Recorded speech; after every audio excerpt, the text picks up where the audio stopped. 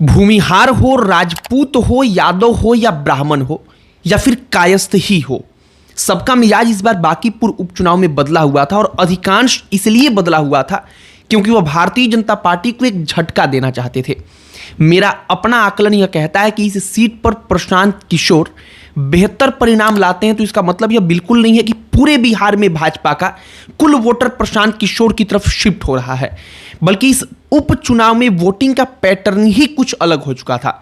जो कई दशकों से भारतीय जनता पार्टी को वोट देते आया है, वह भी इस बार सिर्फ भाजपा को एक जवाब देने के लिए प्रशांत किशोर के साथ खड़ा था और प्रशांत किशोर ने इसी भावना को जगाने में सफलता पाई है।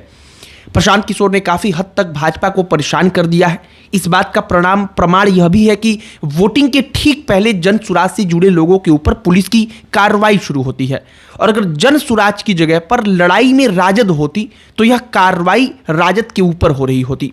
आज इसी कहानी पर चर्चा करेंगे कि प्रशांत किशोर भले चुनाव हो सकता है हार जाएं जीत जाएं, लेकिन भाजपा के खिलाफ एक सेंटीमेंट बनाने में सफलता उन्होंने कैसे पाई और भाजपा क्या गलती कर गई, सब पर चर्चा करेंगे। लेकिन आगे बातचीत करने से पहले हमारा नमस्कार स्वीकार करिए। हमारा नाम मोहित कुमार सिंह है। वोटिंग के एक रात पहले थाने में जमकर हंगामा हुआ। बातचीत करते करते प्रशांत किशोर और इंस्पेक्टर के बीच यहां तक बातचीत होने लगी कि आप मुझे धमकी दे रहे हैं, और इंस्पेक्टर यह बात प्रशांत किशोर के सामने ही कहने लगा कि अगर हम भी वर्दी उतार देंगे तमाम आदमी ही हो जाएंगे, लेकिन वर्दी पहन लेने के कारण आप मुझे धमकी दे रहे हैं। प्रशांत किशोर लगातार कह रहे थे कि मेरे 2 लोगों को आपने कहां रखा है, अब तक उनके बारे में कुछ पता नहीं चला है। 2 लोग कहां हैं मुझे कुछ मालूम ही नहीं है, तथा इंस्पेक्टर का कहना था कि मुझे इस बारे में खुद नहीं पता है और मैंने उन 2 लोगों को नहीं उठवाया है। पटना में पूरी रात इस बात को लेकर लड़ाई चलती रही और उसके अगले दिन वोट डाला जाना था। Bharatiya Janata party micro management system के तहत हर चुनाव में इतना बेहतरीन प्रदर्शन करती है कि कोई दूसरा उसे टक्कर नहीं दे पाता। लेकिन इस बार भारतीय जनता पार्टी के इसी सिस्टम को प्रशांत किशोर ने हूबहू रिप्लिकेट कर दिया। आप इस सिस्टम को एक बार समझने का प्रयास कीजिए। दरअसल भाजपा बूथ अध्यक्ष और पन्ना प्रमुखों के जरिए चुनाव लड़ती है और भारतीय जनता पार्टी अपने एक कार्यकर्ता के ऊपर 1 दर्जन से लेकर 2 दर्जन तक की संख्या में जो वोटर होते हैं उनकी जिम्मेदारी देती है। यह मॉडल इतना मजबूत है कि कोई दूसरा इसके आगे टिक नहीं पाता, और प्रशांत किशोर ने भी इसी प्रकार से बूथ स्तर पर और बूथ स्तर से भी नीचे आकर इस विधानसभा चुनाव में तैयारी की थी। आप कोई ऐसा उपचुनाव बताइए जहां भारतीय जनता पार्टी सिर्फ प्रधानमंत्री और गृह मंत्री को छोड़कर अपने बाकी सारे बड़े कद के नेताओं को उतार चुकी हो, तथा भोजपुरी सुपरस्टार्स को गलियों में घुमाकर वोट मांगा गया हो। पवन सिंह गली में मानो घूम रहे हैं, इस प्रकार से वो वोट मांग रहे हैं उपचुनाव में। आमतौर पर ऐसा नहीं होता, लेकिन यहां पर ऐसा इसलिए हुआ क्योंकि भारतीय जनता पार्टी को इस बात का अंदाजा मिल चुका था कि प्रशांत किशोर के खुद आ जाने से माहौल बदल रहा है।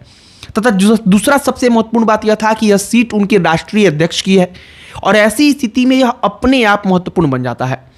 प्रशांत किशोर की पार्टी की तरफ से एक संघर्ष वाहिनी का गठन किया गया है, और संघर्ष वाहिनी से जुड़े कुछ लोगों ने ऐसा माहौल बनाया कि सोशल मीडिया पर पहली बार ऐसा हुआ है जब भारतीय जनता पार्टी के सुपरस्टार्स के आने के बावजूद, बड़े बड़े भोजपुरी सितारे आए, उसके बावजूद यह लड़के भारी पड़े हैं और सोशल मीडिया पर लड़ाई उन्होंने जीत लिया हो।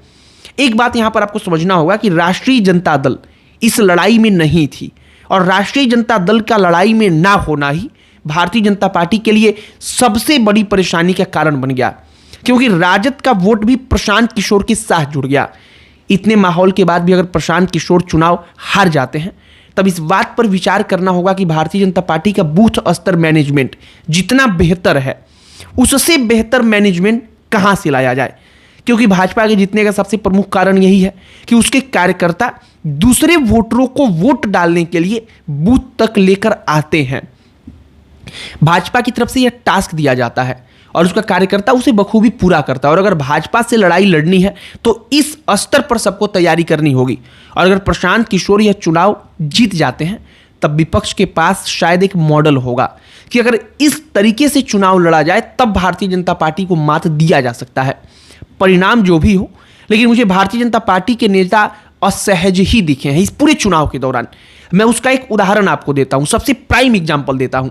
जब भाजपा के राष्ट्रीय अध्यक्ष नितिन नवीन अपने फेसबुक पेज पर लाइव आते हैं और बातचीत करने के लिए लाइव आते हैं, आम जनता से इंटरेक्ट करने के लिए, वोटर्स से इंटरेक्ट करने के लिए, तब उनके फेसबुक पेज का कमेंट सेक्शन बंद कर दिया जाता है। और कमेंट सेक्शन बंद करने का सीधा सा मतलब था कि उनको इस बात का अंदाजा लग चुका था कि जितना कमेंट समर्थन में नहीं आएगा, उससे कई गुना ज़्यादा कमेंट उनके विरोध में आएगा या फिर उनसे सवाल पूछते हुए आएगा।